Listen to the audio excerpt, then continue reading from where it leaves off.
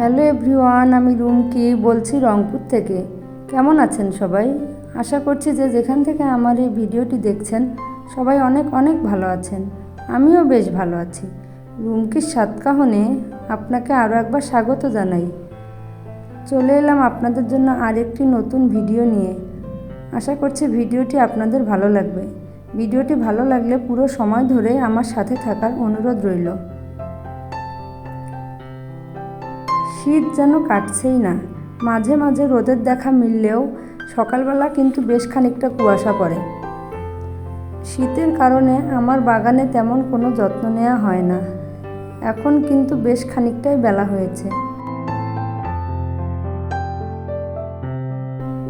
সবাই কিন্তু নিজ নিজ কাজে বেরিয়েও পড়েছে। ভাবলাম আমিও আর আলসেমি না করে একটু বাগানের পরিচর্যা করে নেই। কারণ বাগানের পরিচর্যা না করলে এগুলির তেমন কোনো সৌন্দর্যই থাকে না, তখন এগুলি যেন আবর্জনায় পরিণত হয়।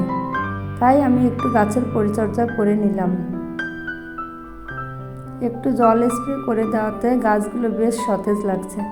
আর এই যে গাছগুলি দেখছেন, এগুলিতে আমার হাত দেওয়া বারণ, কারণ প্রতিটা গাছের গোড়ায় আপনাদের দাদা পেঁয়াজ লাগিয়েছে। প্রথম দিকে আমি বেশ খানিকটা রাগ হচ্ছিলাম ঠিকই, কিন্তু এখন পেঁয়াজগুলো দেখলে আমারও বেশ ভালো লাগে। কিন্তু আমি এটা ওদেরকে বুঝতে দিই না, কারণ ওদেরকে বুঝতে দিলে ওরা একের পর এক এই চাষাবাদ চালিয়েই যাবে। তখন আমার আর গাছের সৌন্দর্য থাকবে না। এই তো গাছের কাজ শেষ করে আমি চলে এসেছি কিচেনে। রান্নার আগে যদি কিচেনের কাজগুলো করে নেওয়া যায় তাহলে কিন্তু রান্নাটা অনেকটাই সহজ হয়ে যায়। তাই আমি চেষ্টা করি রান্নার আগে কিচেনটাকে সুন্দর করে গুছিয়ে নিয়ে তারপর রান্নাটা শুরু করার। এই যে মশলা জারটা, এটা ধুয়ে রেখে দিয়েছিলাম, এখন শুকিয়েছে, তাই এটাই রিফিল করে নিচ্ছি।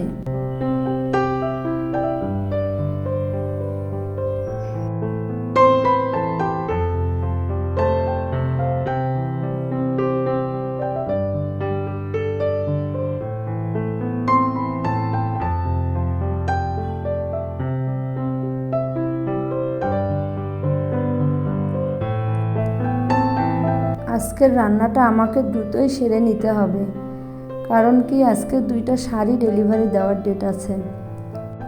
তাই আমাকে ওই দিকে বেশ খানিকটাই সময় দিতে হবে।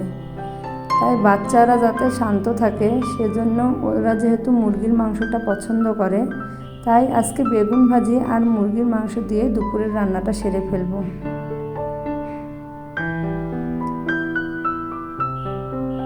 এক সময় বেশ রান্না করতে পছন্দ করতাম, এখনও করি, কিন্তু সময়ের অভাবে ওই যে আনন্দের সাথে যে রান্না করাটা বা ভালো লেগে যে রান্না করাটা সেভাবে আর করা হয় না।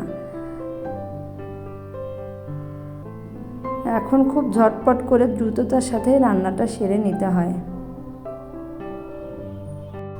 কারণ যেহেতু এখন আমাকে একসাথে অনেকগুলো দিকেই সামলাতে হয়, তাই জন্য রান্নাটার পাশাপাশি ওগুলো যাতে ঠিক থাকে সে কথা মাথায় রেখেই আমাকে রান্নাটা করতে হয়। এবং রান্নার সময় আমাকে আরও একটা বিষয় খেয়াল রাখতে হয় যে কোন খাবারটা সবাই পছন্দ করবে। কারণ আমি আমার পছন্দে রান্না করলে সেই খাবারটা বাচ্চারা দেখা যায় কি ওই খাবারটা অনেক সময় পছন্দ করে না ওরা। তাই জন্য সব দিকে খেয়াল রেখে আমাকে রান্নাটা সিলেক্ট করতে হয়। এই যে দুপুরের রান্নার সাথে আমি বিকেলের নাস্তাটাও একসাথেই বানিয়ে ফেলবো। আজ বিকেলের নাস্তায় পাটিসাপটা বানাবো ক্ষীর দিয়ে। তাই ব্যাটারটা আমি আগেই গুলিয়ে ঢেকে রেখেছিলাম, ওটা দিয়েই এখন বানিয়ে ফেলবো। তাহলে বিকেলটা আমি শাড়ির কাজে হাত লাগাতে পারবো। ওরা অন্যান্য পিঠা খুব একটা পছন্দ করে না, তবে ক্ষীর দিয়ে এই পাটিসাপটাটা ওরা বেশ পছন্দ করে। তাই বিকেলের জন্য এটাই বানিয়ে রাখছি।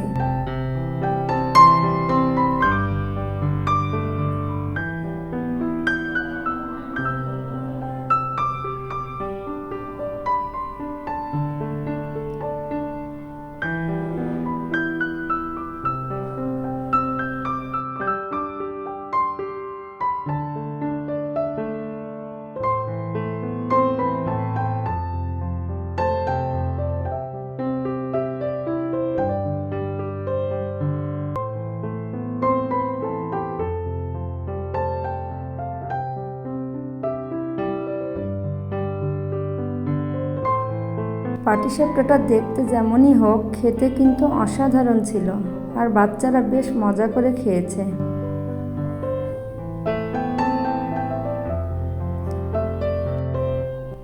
এই শাড়িটা এক দিদি অর্ডার করেছিল তার ভাইয়ের বিয়ের হলুদে পরার জন্য। দিদি কোনো ডিজাইন সিলেক্ট করে দেয়নি, তাই আমি আমার পছন্দ মতো একটি ডিজাইন দিয়েছি।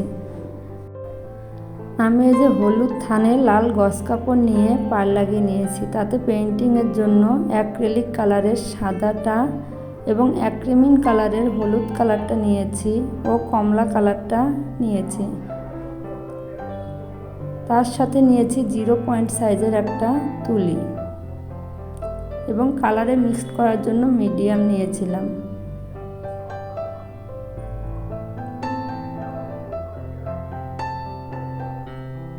এই তো মিডিয়াম দিয়ে এবার কালারটা বেশ খানিকটা মিক্সড করে নিব ভালো করে।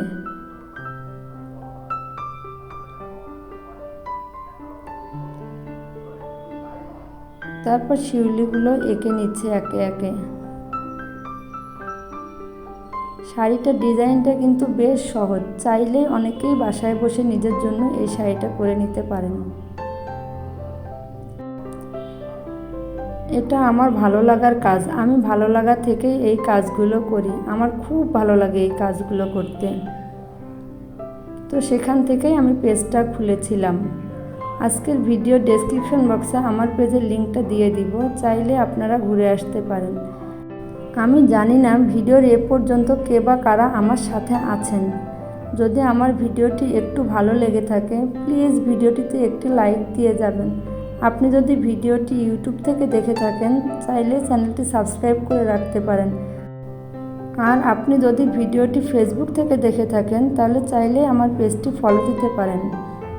আর আপনি যদি কাজটি অলরেডি করে থাকেন, তাহলে আপনাকে অসংখ্য ধন্যবাদ। আর এই তো আমার শাড়ির ফাইনাল লুক কেমন হয়েছে, চাইলে আপনারা কমেন্টে জানাতে পারেন।